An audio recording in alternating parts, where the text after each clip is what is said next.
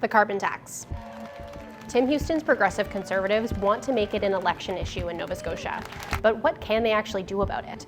It is, after all, a federal policy. So if we want to understand this, we need to fully understand how carbon pricing started, before Tim Houston was Premier, and where we're at with it now.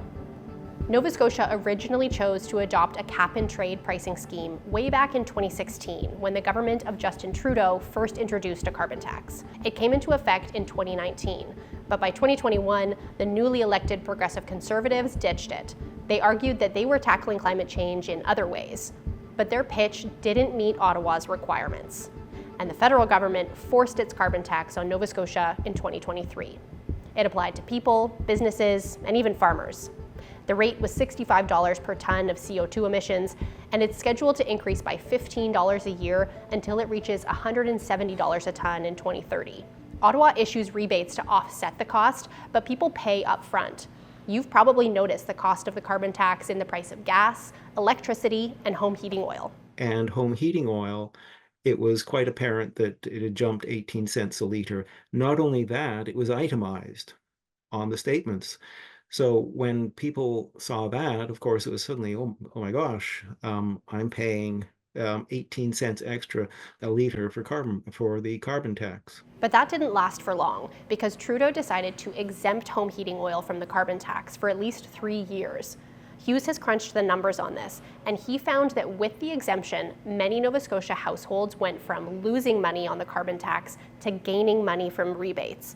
In other words, many Nova Scotians now get back a bigger carbon rebate than what they pay up front. The latest report from the Parliamentary Budget Office on the carbon tax estimates that by 2030, Nova Scotians will be netting an average of $313 a year, even as the rate per tonne increases. Now, individual rebates aside, some people criticize the carbon tax as a contributor to inflation.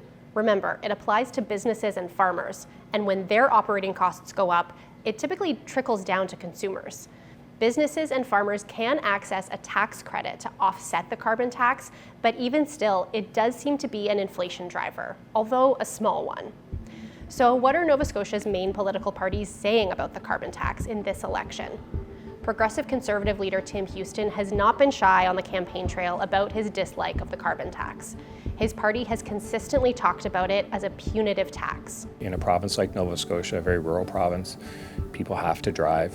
You can make the price of gas as expensive as you want, but you're only penalizing those Nova Scotians. Houston says alternative carbon pricing schemes like cap and trade are just as bad, and he doesn't want to adopt one. And if that's the position he maintains, he can't do anything about the carbon tax, unless the whole policy is repealed. And that's something that's only likely to happen under a new federal government. Liberal leader Zach Churchill also says he's opposed to the carbon tax, but he says he would get rid of it by going back to cap and trade, where the biggest greenhouse gas emitters are held accountable.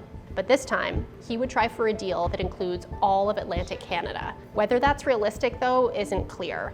He doesn't have all the other provinces on board yet. I have talked to Premier Holt. She agrees with this plan, and we think we can convince other provinces to work with us. Meanwhile, the NDP have not said what they would do on carbon pricing.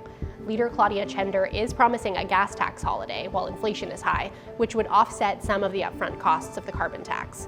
It's not clear when that gas tax holiday would end. So we are telling Tim Houston that he can put his money where his mouth is. If he wants to axe the tax, help people to afford their gas. So, what can a provincial government do about the carbon tax?